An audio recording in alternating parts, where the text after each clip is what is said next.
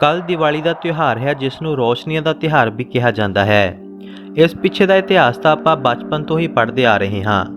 ਇੱਕ ਗੱਲ ਹੋਰ ਵੀ ਪੜ੍ਹਾਈ ਜਾਂਦੀ ਸੀ ਕਿ ਇਸ ਦਿਨ ਲੋਕ ਸ਼ਰਾਬ ਪੀਂਦੇ ਨੇ ਤੇ ਜੂਆ ਵੀ ਖੇਡਦੇ ਨੇ, ਜੋ ਕਿ ਬਹੁਤ ਮਾੜੀ ਗੱਲ ਹੈ। ਅਜਿਹਾ ਨਹੀਂ ਹੋਣਾ ਚਾਹੀਦਾ। ਜਿੱਥੇ ਲੋਕ ਘਰਾਂ ਦੇ ਵਿੱਚ ਲక్ష్ਮੀ ਦਾ ਪੈਰ ਪਾਉਣ ਵਾਸਤੇ ਤਰ੍ਹਾਂ ਤਰ੍ਹਾਂ ਦੀਆਂ ਪੂਜਾ ਤੇ ਟੋਟਕੇ ਕਰਦੇ ਨੇ, ਉੱਥੇ ਹੀ ਇਸ ਦਿਨ ਲੋਕ ਕਾਲਾ ਜਾਦੂ ਵੀ ਜ਼ਰੂਰ ਕਰਦੇ ਨੇ। ਇਸ ਗੱਲ ਤੋਂ ਕੋਈ ਇਨਕਾਰ ਵੀ ਨਹੀਂ ਕਰ ਸਕਦਾ। ਕਾਲਾ ਜਾਦੂ ਤੇ ਟੋਣਾ ਟੋਟਕਾ, ਇਹ ਸਭ ਕੁਝ ਅੱਜ ਕੱਲ੍ਹ ਬਹੁਤ ਟ੍ਰੈਂਡ ਦੇ ਵਿੱਚ ਹੈ। ਕਹਿੰਦੇ ਨੇ ਕਿ ਇੱਕ ਵਾਰ ਕਾਲਾ ਜਾਦੂ ਕਰ ਤਾਂ ਦਿੱਤਾ ਜਾਂਦਾ ਹੈ, ਮੁੜ ਕੇ ਇਸ ਨੂੰ ਠੀਕ ਨਹੀਂ ਕੀਤਾ ਜਾ ਸਕਦਾ। ਪਰ ਇਸ ਦੇ ਪਿੱਛੇ ਕੀ ਸੱਚ ਹੈ ਤੇ ਕੀ ਝੂਠ, ਕੋਈ ਨਹੀਂ ਜਾਣਦਾ। ਜਲੰਧਰ ਸ਼ਹਿਰ ਦਾ ਲੱਦੇ ਵਾਲੀ ਇਲਾਕਾ, ਜਿੱਥੇ ਰਵਿੰਦਰ ਸਿੰਘ ਆਪਣੇ ਪਰਿਵਾਰ ਦੇ ਨਾਲ ਪਿਛਲੇ 10 ਸਾਲਾਂ ਤੋਂ ਰਹਿੰਦੇ ਆ ਰਹੇ ਨੇ। ਰਵਿੰਦਰ ਸਿੰਘ ਇੱਕ ਸਰਕਾਰੀ ਅਧਿਆਪਕ ਨੇ ਤੇ ਉਹਨਾਂ ਦੀ ਪਤਨੀ ਜਸਪ੍ਰੀਤ ਕੌਰ ਵੀ ਇੱਕ ਸਰਕਾਰੀ ਅਧਿਆਪਕ ਹੈ। ਸੋ ਪਿੰਡ ਚੋਂ ਨਿਕਲ ਕੇ ਇਹ ਪਰਿਵਾਰ ਜਲੰਧਰ ਆ ਕੇ ਰਹਿਣ ਲੱਗਿਆ। ਪਿੰਡ ਚੋਂ ਨਿਕਲਣ ਦਾ ਕਾਰਨ ਰਵਿੰਦਰ ਸਿੰਘ ਦੱਸਦੇ ਨੇ ਕਿ ਸਾਡੇ ਪਿੰਡ ਦੇ ਵਿੱਚ ਗੁਆਂਢ ਦੇ ਵਿੱਚ ਹੀ ਸ਼ਰੀਕਿਆਂ ਦਾ ਘਰ ਹੈ। ਕਿਸੇ ਗੱਲ ਦੀ ਖੁੰਦਕ ਕਾਰਨ ਸ਼ਰੀਕ ਪਰਿਵਾਰ ਨੇ ਸਾਡੇ ਘਰ ਦੇ ਉੱਤੇ ਕੋਈ ਇਲਮ ਜਾਦੂ ਕਰ ਦਿੱਤਾ। ਉਸ ਦਿਨ ਦੀਵਾਲੀ ਸੀ ਅਤੇ ਸਾਡਾ ਸਾਰਾ ਪਰਿਵਾਰ ਇੱਕ ਸਾਥ ਹੀ ਬਿਮਾਰ ਪੈ ਗਿਆ। ਉਹ ਦੀਵਾਲੀ ਤੋਂ ਬਾਅਦ ਸਾਡੇ ਘਰ ਦੇ ਵਿੱਚ ਕੁਝ ਵੀ ਠੀਕ ਨਹੀਂ ਹੋਇਆ। ਉਸ ਦੀਵਾਲੀ ਤੋਂ ਬਾਅਦ ਸਾਡਾ ਸਾਰੇ ਪਰਿਵਾਰ ਦਾ ਉਸ ਘਰ ਦੇ ਵਿੱਚ ਜਿਉਣਾ ਔਖਾ ਹੋ ਗਿਆ।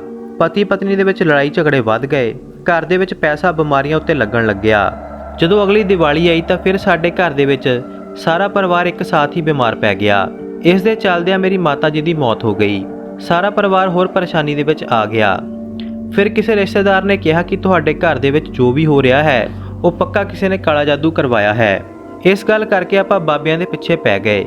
ਜਲੰਧਰ ਦੇ ਹੀ ਇੱਕ ਬਾਬੇ ਨੇ ਸਾਫ਼-ਸਾਫ਼ ਨਾਮ ਲੈ ਕੇ ਦੱਸ ਦਿੱਤਾ ਕਿ ਉਸ ਵਿਅਕਤੀ ਨੇ ਤੁਹਾਡੇ ਘਰ ਦੇ ਵਿੱਚ ਇਲਮ ਕੀਤਾ ਹੈ, ਜਿਸ ਕਾਰਨ ਹਰ ਦੀਵਾਲੀ ਤੁਹਾਡੇ ਘਰ ਕੋਈ ਨਾ ਕੋਈ ਮੌਤ ਹੋਵੇਗੀ। ਹੁਣ ਇੱਕ ਦੀਵਾਲੀ ਤੇ ਮੇਰੀ ਮਾਤਾ ਜੀ ਦਾ ਦੇਹਾਂਤ ਹੋ ਚੁੱਕਿਆ ਸੀ।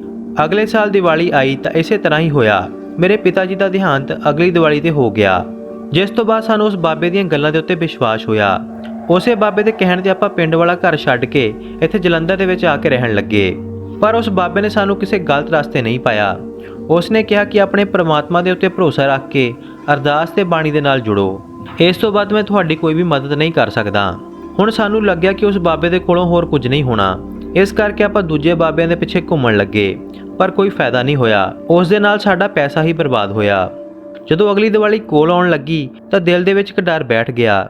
ਦੀਵਾਲੀ ਤੋਂ 2 ਮਹੀਨੇ ਪਹਿਲਾਂ ਹੀ ਮੇਰੀ ਲੜਕੀ ਬਿਮਾਰ ਪੈ ਗਈ।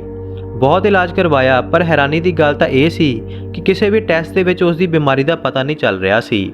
ਇਲਾਜ ਕਰਵਾਉਂਦੇ ਰਹੇ ਤੇ ਦੀਵਾਲੀ ਕੋਲ ਆਉਂਦੀ ਰਹੀ। ਇੰਜ ਲੱਗ ਰਿਹਾ ਸੀ ਕਿ ਦੀਵਾਲੀ ਵਾਲੇ ਦਿਨ ਮੇਰੀ ਲੜਕੀ ਦੀ ਮੌਤ ਹੋ ਜਾਵੇਗੀ। ਸੋ ਦੀਵਾਲੀ ਤੋਂ ਕੁਝ ਦਿਨ ਪਹਿਲਾਂ ਹੀ ਮੈਂ ਹਸਪੀਟਲ ਦੇ ਵਿੱਚੋਂ ਨਿਕਲ ਕੇ ਰਸਤੇ ਦੇ ਵਿੱਚ ਇੱਕ ਪਾਰਕ ਦੇ ਵਿੱਚ ਬੈਠਾ ਰੋ ਰਿਹਾ ਸੀ ਤਾਂ ਸਾਹਮਣੇ ਗੁਰਦੁਆਰਾ ਸਾਹਿਬ ਦੇ ਵਿੱਚ ਰਹਿਰਾਸ ਸਾਹਿਬ ਦਾ ਪਾਠ ਸ਼ੁਰੂ ਹੋਇਆ। ਮੈਂ ਉੱਠ ਕੇ ਗੁਰਦੁਆਰਾ ਸਾਹਿਬ ਗਿਆ, ਪਾਠ ਸੁਣਿਆ ਤੇ ਉੱਥੇ ਹੀ ਬੈਠਾ ਰੋਂਦਾ ਰਿਹਾ।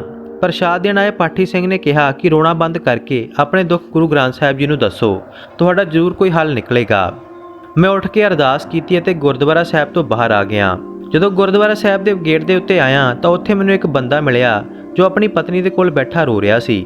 ਮੈਂ ਉਸ ਨੂੰ ਜਾ ਕੇ ਪੁੱਛਿਆ ਤਾਂ ਉਸਨੇ ਦੱਸਿਆ ਕਿ ਮੇਰੀ ਪਤਨੀ ਨੂੰ ਖੂਨ ਦੀ ਕਮੀ ਹੈ ਅਤੇ ਉਸ ਦੇ ਕੋਲ ਇਲਾਜ ਕਰਾਉਣ ਵਾਸਤੇ ਕੋਈ ਪੈਸਾ ਨਹੀਂ ਹੈ। ਜਾਂ ਤਾਂ ਮੈਂ ਇਸ ਦਾ ਇਲਾਜ ਕਰਵਾ ਲਵਾਂ ਜਾਂ ਫਿਰ ਘਰੇ ਬੈਠੇ ਬੱਚਿਆਂ ਨੂੰ ਰੋਟੀ ਖਿਲਾ ਦੇਵਾਂ। ਦੋਹਾਂ ਵਿੱਚੋਂ ਇੱਕ ਕੰਮ ਹੀ ਹੋ ਸਕਦਾ ਹੈ। ਸੋ ਉਸ ਦੀ ਹਾਲਤ ਦੇਖ ਕੇ ਮੇਰੇ ਮਨ ਅੰਦਰ ਦਇਆ ਆ ਗਈ। ਮੈਂ ਦੀਵਾਲੀ ਵਾਸਤੇ ਕੁਝ ਪੈਸੇ ਰੱਖੇ ਹੋਏ ਸੀ।